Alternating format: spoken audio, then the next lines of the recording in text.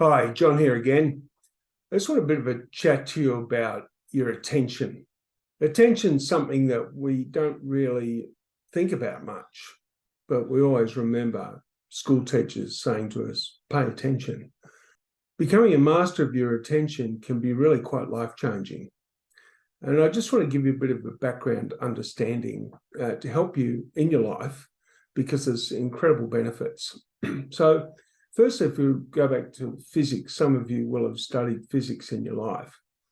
And one of the things that a physicist can do is break a beam of light down into subatomic particles called photons.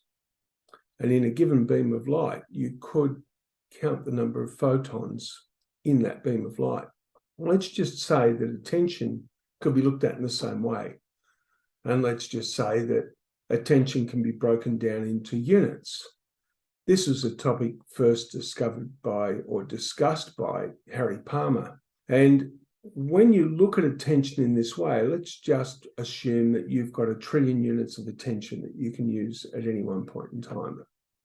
Now, while I'm sitting here talking to you, I'm directing all of my attention to the camera so that then you, while you're viewing this video, can feel that I have all of my attention on you.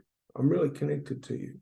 Now, attention can flow out into the world or it can flow back into your mind.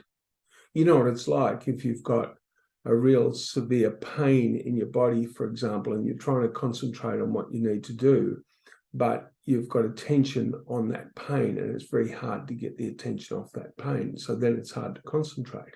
But let's just say I'm sitting here talking to you and I've got some issues running my life. Maybe I've got a pain in my shoulder.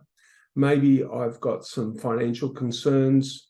Maybe I'm a bit worried about one of my grandkids who might have a really severe flu at the moment. And so whilst I'm trying to direct all my attention to the camera, a lot of my attention is running back into my mind and it's ruminating over things. And that makes it then difficult for me to put my attention on the camera. Now, we all know what it's like to be sitting and talking with someone and noticing that they seem distracted and they're not really connected to us. And in that situation, it's very, very hard to have a good, clear, flowing conversation. And oftentimes in that situation, you can just say to the person, hey, have you got something on your mind because you seem to be distracted? And if they're willing to share it, they can talk about it a little bit and you'll find that their attention relaxes and they become more present and more connected. So how do we do this? 200 years ago, just because of survival issues, life demanded people's attention. They had to keep an eye on so many things. But we've gotten to the point in this life where you can actually get into your car and drive 30 minutes across town and arrive at your destination and have little memory of the trip because you had so little attention on what was going on around you because you've become so automatic in your driving skills that you probably spent a lot of the time during the trip in your mind thinking about things.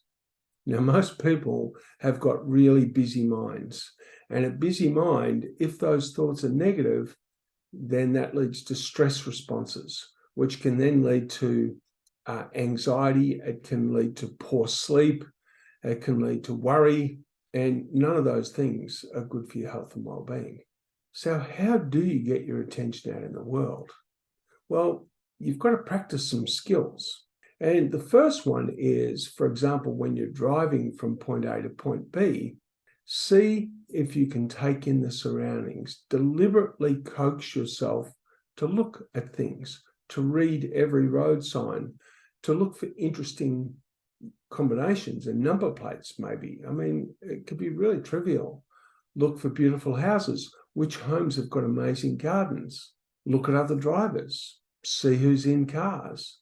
It doesn't matter what it is, but if you pick something out to do and direct your attention in that direction, well, then your attention is going to be out in the world and not in your mind. And if you practice that and practice that and practice that, you get much better at it. When I knew years ago, I don't know whether it's still the same, but police, when they were in training, they would go out driving and the driver would have to be predicting what was happening in the traffic up ahead and telling the sergeant sitting in the back seat. So they were learning how to keep their attention on what was going on and predicting what's happening right up ahead so that they could drive with more awareness of what was going on around them. So how do you do it in your life? One is driving. Two, going out for a walk and deciding to really look at what's going on around you.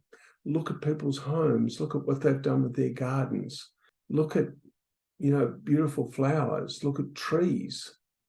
It doesn't matter what it is you choose to look at. Everybody's got different tastes. Maybe you want to go walking in the city and look at how people are dressed and check out people's fashion. Anything to get your interest out into the world, your curiosity out into the world. But there's other ways you can do it too. Just when you're in the office, walking around in the office, looking for things that might need to be done. Pick up a dirty cup off somebody's desk, fill somebody's water bottle for them. There's so many things that can be done, but they don't get done because we don't notice them. Even you might walk into the kitchen, notice there's some dirty cups, that's a bit dirty. Because you notice it, you can give it a quick clean. And then that helps you to feel good about who you are because you've just done everybody a nice favor.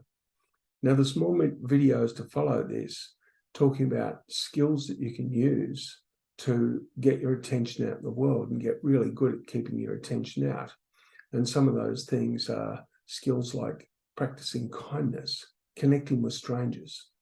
So please get interested, have a look at what you can do and how you can get so much better at keeping your attention out. Because here's what happens.